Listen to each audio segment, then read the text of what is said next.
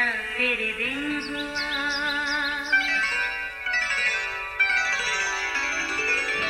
नया फिर दिन हुआ, पुरानी रात का करे सो शुक्र हम खुदा की जात का, खुदा की जात का नया फिर दिन हुआ।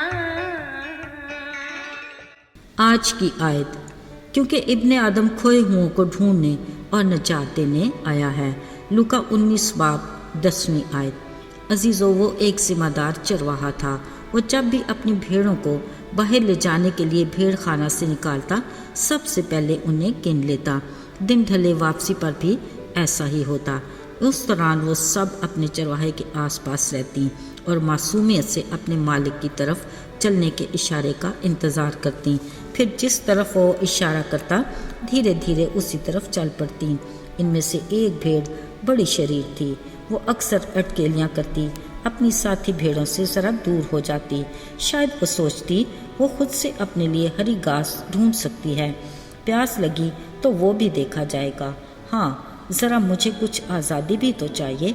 इसी धुन में एक दिन वो अपने गला से कुछ दूर चली गई और भटक गई और एक दलदल में फंस गई। अब उसे एहसास हुआ कि वो तो बड़ी मुश्किल में पड़ गई है। जैसे ही इस दलदल से निकलने के लिए हाथ पाँव मारती, उतनी ही वो ज़्यादा धंस जाती। इतने में एक भेड़िया उधर आ निकला। उसने अपने सामने भेड़ को देखा तो नहायत खुश हुआ। उसके तो गुमान में भी नहीं था कि आज उसे इतनी जल्दी मज़े का शिकार मिल जाएगा। अजीज़ों, जैसे ही वो भेड़ को पकड़ने के लिए उस पर झपटा, वो खुद दलदल में फंस गया। अब तो उसे अपने शिकार को छोड़कर खुद अपनी जान बचाने का सोचने लगा। जैसे ही बाहर निकलने के लिए हाथ पाँव मारता, वैसे ही वो दलदल में धंसता गया। भेड़िए की बेबसी पर भेड़ हंसने लगी।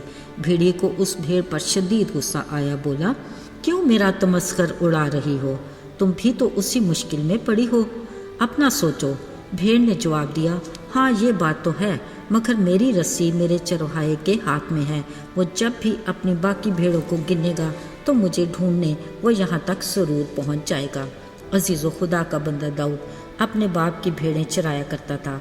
उसमें वो सारी खसूसियात थीं जो एक अच्छे चरवाहे में होनी चाहिए। वो जिम्मेदार बहादुर चरवाहा था जो अपनी भेड़ों का अच्छे से ख्याल रखता और अपनी जान पर खेल कर अपनी भेड़ों को ख़तरों से बचाता था। लेकिन उसने इकरार किया कि खुदावंद उसका अच्छा चौपान है जो उसे किसी चीज़ की कमी नहीं होने देता।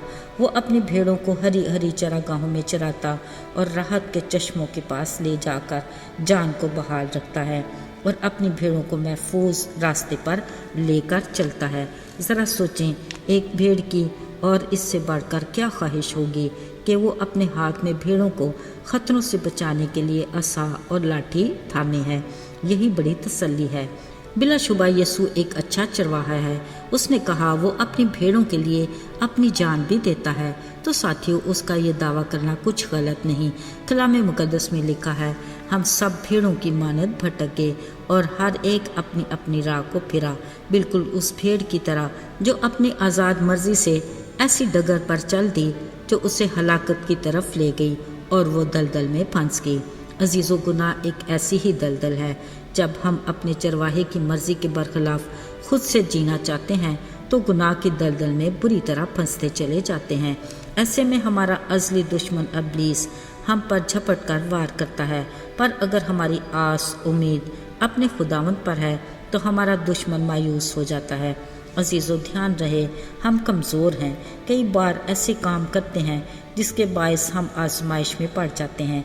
पर अगर हम खुदा के कलाम से आगाह हैं तो हमारा ईमान कायम होगा कि वो हमें हमारी बर्दाश्त से बढ़कर ऐसी आजमाइश में नहीं डालता, बल्कि निकलने की राह भी पैदा करता है। बस हमारी आस उम्मीद की डोर अपने खुदावन से बंधी होनी चाहिए, यानी हमारा रिश्ता उससे बरकरार रहना चाहिए। फिर वो हमें ढूंढ लेता है। उसने फरमाया, इब्ने आदम खोए हुओं को ढूंढने और नजात देने आया है।